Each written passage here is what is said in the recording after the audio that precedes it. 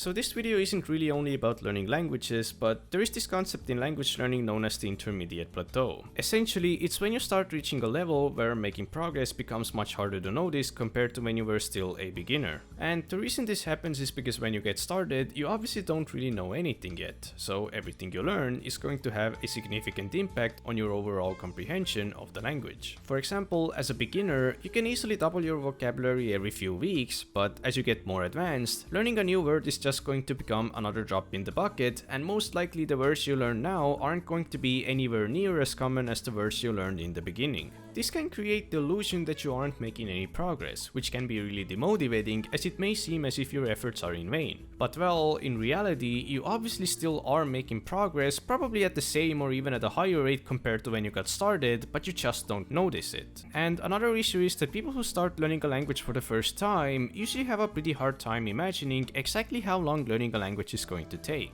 Which is why on the first day, even reaching the first month of learning already seems like distant future. And when you start talking about the first year or two, most people feel like it's so far away that they'd probably be fluent by then. But often what ends up happening instead is that a year goes by and they still feel like they are nowhere near reaching fluency, which often leads to disillusionment and even quitting. And that's because reality didn't meet their expectations. If they had seen the intermediate plateau coming and had known how long learning a language actually takes, they probably wouldn't even have started.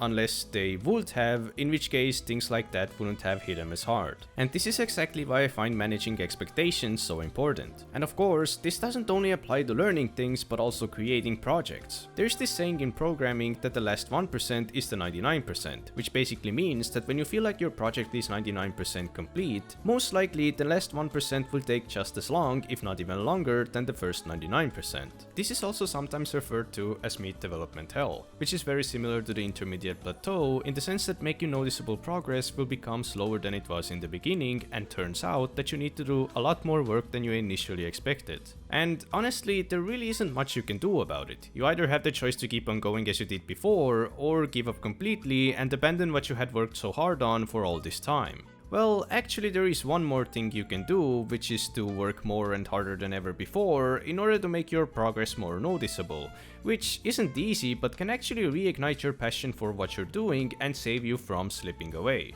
I always like googling how long does it take to learn something, and very often I'd see people mentioning the 10,000 hour rule, which states that it takes around 10,000 hours to master something. Well, luckily you can achieve quite a lot in much less than that, but I like the fact that the time is counted in hours rather than in months or years. And that's because people often ask about how many years does it take to become fluent. But when it comes to such long timescales, there is a huge difference between doing something for 1 hour a day compared to say 3 hours a day. So if we assume that it takes around 3,000 hours to reach a level that can be considered fluent in Japanese, then at the rate of 1 hour a day, it will take around 8 years to hit that many hours, but only around 3 years at the rate of 3 hours a day. This is important to realize because it changes the way you look at progression. I've also been learning Japanese for nearly 3 years now, but I probably only have around 1,500 hours clocked in, which puts me to around an average of 1.5 hours of learning per day. Which means that I obviously don't have to worry about not being fluent yet, even after learning every single day for nearly 3 years, because I just haven't clocked in enough hours yet.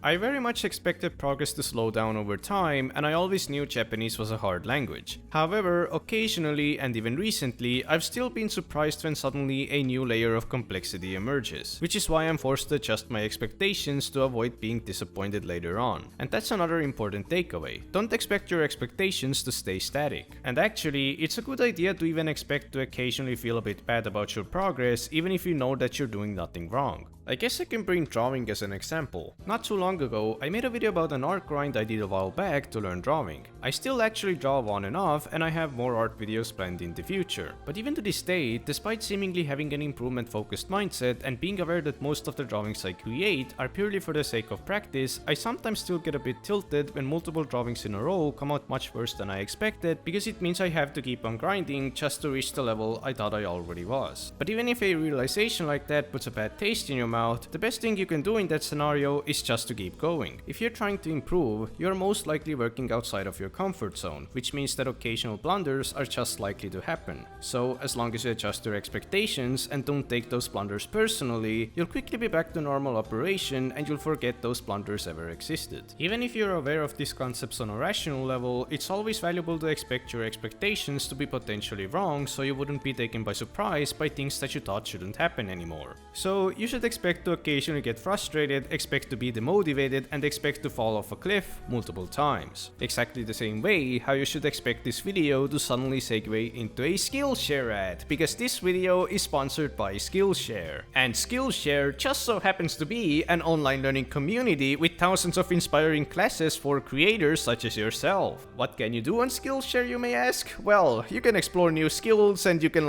deepen existing passions, and you can also lose yourself in creativity as well. Oh, what's that? You don't like having an ad play in the middle of a video? Well, guess what? On Skillshare that won't happen, because it's curated specifically for learning so you could stay focused without being distracted. You can take classes on pretty much anything, including video editing, productivity, and probably also on how to pronounce the number 3 in English, which obviously I haven't taken. And Skillshare is always keeping it fresh by launching new premium classes. You can follow your creativity wherever it takes you. And personally, I somehow landed on this class by Jason Allen about how to build a home studio, which was actually pretty interesting for me because I definitely need to fix this terrible echo in my room. Listen to this, yeah man, I got the bathroom echo effect. And if you're not really sure whether or not it's worth it for you, the good thing is the first 1000 of my subscribers to click the link in the description will get a free trial of premium membership for an entire month so you could explore your creativity. Anyway, I also wanted to say that I made a video on my second channel about everything I'm using to learn Japanese right now, and a lot of people told me that I probably should have made that video here on the main channel instead, so just in case you missed it, I just wanted to let you know about it once again, so that's it.